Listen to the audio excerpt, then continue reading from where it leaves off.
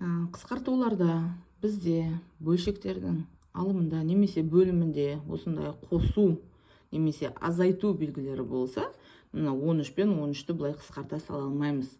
43 пен 43-ті қысқарта сала алмаймыз. Сондықтан ортақ көбейткіш деген бар. Ортақ көбейткішті жақшаның сыртына шығарамыз. Бізде ортақ көбейткіш мына 43 пен көрінбейтін мына жерде 1 бар. Сонда 43-ті жақшаның сыртына шығарсақ, бізде жақшаның ішінде 1 қосылған 7 қалады. Себебі мына 43-ті, мына екеуіне де ортақ көбейткіш деп аталады. Осыны жақшаның сыртына шығару деген сөз жеке-жеке былай көбейтуге болады. Енді бөліміндегі 43-ті жазамыз. Міне ортасында көбейту жақшаның ішін орында болатын болсақ, мына жер 8. Сонда 43 көбейтілген 8 деген сияқты болды. Енді барып, мына 43 пен 43-ті қысқартуға болады.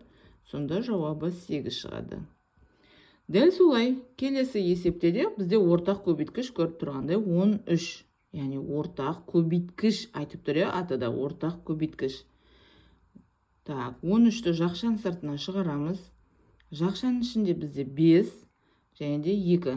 Мына жерде қосу болса қосу, азайту болса азайтуды қоямыз. 5 қосылған 2. Бөлімінде 13 көбейтілген 14-ті жазамыз. Міне 13 пен 13 енді қысқарады, себебі мына жерде көбейту бар көрінбей тұрған.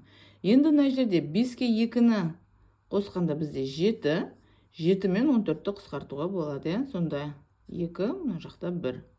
2-ден 1.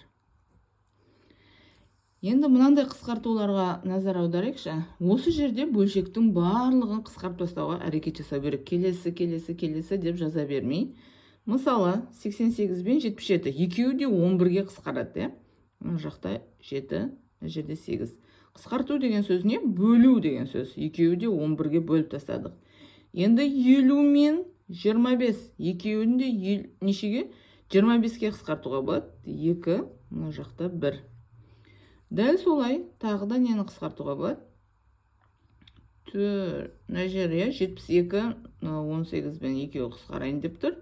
Мына жақта 1, мына жақта 4. 4 жердегі. Так, тағы да не қалды? Мына жерде 8 тұр, мына жерде 8 тұр. Мына 2 мен 4, мына жерде 2. Қысқарттық. 7 мен 21.